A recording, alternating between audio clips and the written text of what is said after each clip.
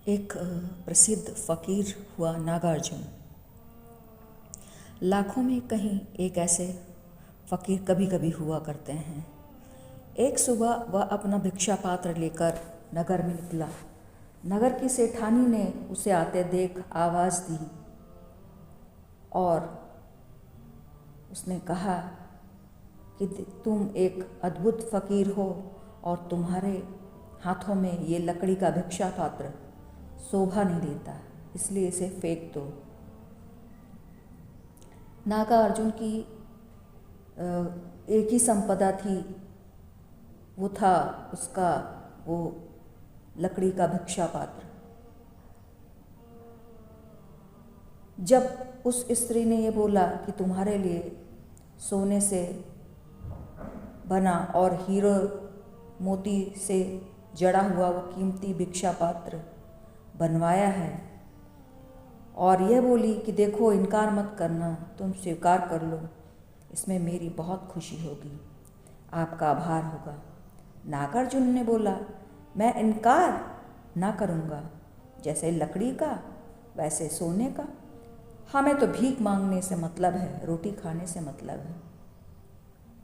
कोई साधारण सन्यासी होता तो बोलता हमें क्षमा करें, हम भला सोने को छू सकते हैं, सोना और हम छुएंगे, और आंखें फेर लेता और भागता वहाँ से कि सोना कहीं पकड़ न ले। लेकिन जो जानता है उसे सोना और मिट्टी में कोई भेद नहीं। जो नहीं जानता वो सोने से भागता है या सोने के लिए भागता है। ये दोनों अज्ञानियों के दो तल हैं, एक सोने के लिए भागता है, एक सोने से घबरा कर भागता है। ये अज्ञानियों के दो तल हैं। लेकिन जो जानता है वो न सोने से भागता है और न सोने के लिए भागता है। उसने कहा, अगर इससे तुझे सुख मिलता है तो ठीक है, यही ठीक है, मैं इसी में रोटी खा लूँगा, मुझे तो रोटी खानी है, अब चाहे वो सोने का हो चाहे वो लकड़ी का हो, हम इसमें ही मांग लेंगे। और वो पात्र लेकर आगे चला। लेकिन चलते वक्त रानी को कहा, देखो इसमें एक खतरा है, लकड़ी का था तो कोई चुराता नहीं था, इसको कोई ना कोई ले जाएगा, थोड़ी देर में हम बिना पात्र के हो जाएंगे, तो इतना ख्याल रखना कि मेरा पात्र फेंक मत देना, कल मैं उसको आकर मांग लूँगा। रानी ने कहा, इतनी जल्दी?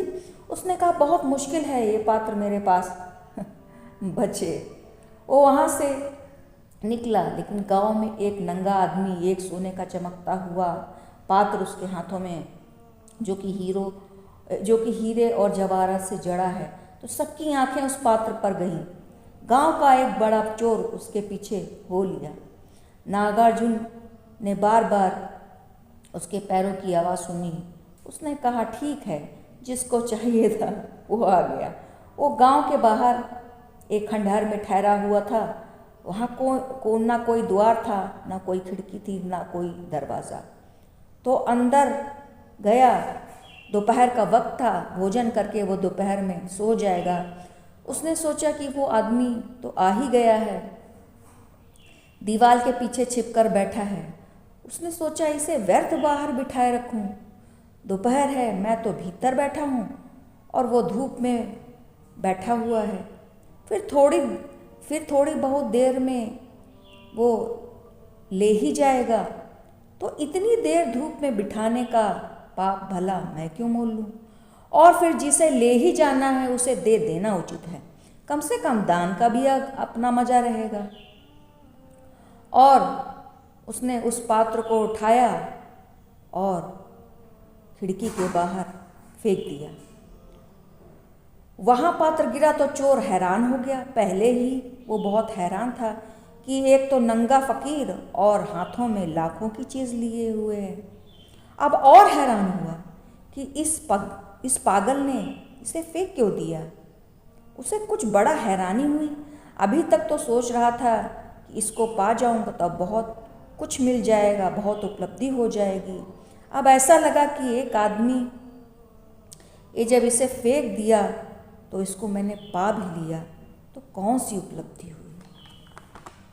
जब ऐसे लोग भी ज़मीन पे हैं जो इसे फेंक सकते हैं और मैंने पा भी लिया, तो कौन सी बड़ी उपलब्धि हुई। जरूर इससे भी ऊपर उपलब्धि वाली कोई चीज़ होनी चाहिए, नहीं तो इसको फेंकने वाले लोग नहीं हो सकते। उसने कहा, ज़रा मैं भीतर। उसने खिड़की से कहा, भिक्षु मैं धन्यवाद करता हूँ, मैं आया था चोरी करने, तुमने तो भेंट कर दिया। क्या इतनी आज्ञा और दोगे कि मैं भीतर आऊं और 5 क्षण तुम्हारे पास बैठ जाऊं। नागार्जुन ने कहा, पात्र, इसीलिए तो मैंने ये पात्र फेंका कि धूप भीतर आ सके। तो भीतर तो आता, लेकिन चोर की तरह आता और तेरा चित्त भीतर ना आता। तेरा चित्त बाहर रहता, घबराया हुआ आता। चित्त तेरा बाहर ही जाने का होता, पात्र लेता और भागता। अब तो निश्चिंत आ सकता है, तुम भीतर आ जाओ। वो चोर भीतर आया। ये आदमी अद्भुत था, हैरानी में था तो बैठा। उसने पूछा कि कई बार मेरे मन में होता है ऐसी शांति, ऐसा आनंद, ऐसा अद्भुत अपरिग्रह मुझे भी कभी उपलब्ध हो, लेकिन मैं हूँ एक चोर और इस नगर का बड़े से बड़ा चोर। इस नगर में सारे साधु मुझे जानते हैं, क्योंकि साधु और चोर का बड़ा गहरे से गहरा संबंध है, एक दूसरे के दुश्मन हैं। तो सभी साधु मुझे जानते हैं। जब भी मैं उनके पास जाता हूँ तो वो मुझे पहला उपदेश यही देते हैं कि तू चोरी छोड़ दे तो कुछ बात बने। ये मुझसे छूटती नहीं, इसलिए बात वहीं रुक जाती है। आप अद्भुत मालूम पड़ते हैं। क्या आपसे मैं पूछूं कि क्या मेरे जीवन में भी कोई क्रांति हो सकती है? क्या मैं भी उस दशा को पा सकता हूं जो आपको है? नागार्जुन ने कहा, पहली बात तो ये तू समझ ले कि अब तक तू किसी साधु के पास नहीं गया, क्योंकि साधु को चोरी से क्या मतलब है। वो क्यों कहेगा कि चोरी छोड़ दे? साधु को चोरी से मतलब ही नहीं है। मैं तुझसे नहीं कहूँगा कि तू चोरी छोड़, क्योंकि मैं जानता हूँ कि जैसा तेरा अंतःकरण है वैसा तेरा आचरण है। आचरण में चोरी है तो अंतःकरण में भूल है। सवाल आचरण का नहीं है, सवाल अंतःकरण का है। अंतःकरण ठीक होगा तो आचरण बदलेगा। मैं तुझसे नहीं कहता कि तू चोरी छोड़, चोरी तू खूब कर। मैं तुझसे एक बात कहना चाहता हूँ कि चोरी तू होशपूर्वक कर। अजीब शिक्षा थी नागार्जुन की कि चोरी होशपूर्वक कर। जैसे मूर्छा आए तो चोरी मत करना, होशपूर्वक करना। अगर तू किसी का दरवाज़ा तोड़े तो बहुत सजग होकर तोड़ना और तेरा चित्त वहीं रहे, तेरा ध्यान वहीं रहे कि मैं दरवाज़ा तोड़ रहा हूँ। जब तू भीतर जाए और तिजोरी खोले तो तेरा पूरा का पूरा ध्यान तिजोरी को तोड़ने में हो, और जब तू रुपए निकाले तो तेरा पूरा का पूरा ध्यान रुपए निकालने में रहे। बस इतना तू करना, इससे तुझे चोरी में कुशलता भी आ जाएगी। बड़ा ठीक से तू चोरी कर सकेगा, तेरा साहस भी बढ़ेगा और सब अच्छा होगा। और तू जा। इस चोर ने पैर छुए और कहा, ऐसा उपदेशक तो मुझे कभी नहीं मिला। ये तो बड़ी अजीब बात कह रहे हैं। चोरी में कुशलता बढ़ाने का उपाय बता रहे हैं। इससे क्या होगा? उसने कहा, तू जा और कुछ कभी हो तो मेरे पास आना। वो चोर 10 दिन बाद आया। उसने पैर नागार्जुन के पकड़े और कहा कि आपने मुझे धोखा दे दिया, आपने मुझे धोखा दे दिया। जैसे मैं चोरी करने जाता हूँ और होश से जाता हूँ तो मेरे पैर आगे नहीं बढ़ते, होश से जाता हूँ तो पैर आगे नहीं बढ़ते। और कल तो मैं एक भवन में घुस गया, निश्चित मूर्छा में घुस गया। फिर मुझे अचानक ख्याल आया कि मैं तो होश में नहीं हूँ। तो मैं तिजोरी के सामने खड़ा था। तिजोरी मैंने खोल तो ली। संपत्ति मेरे हाथ में इतनी कभी मेरे सामने न थी। सारा घर सोया हुआ था मगर मैं जागा हुआ था।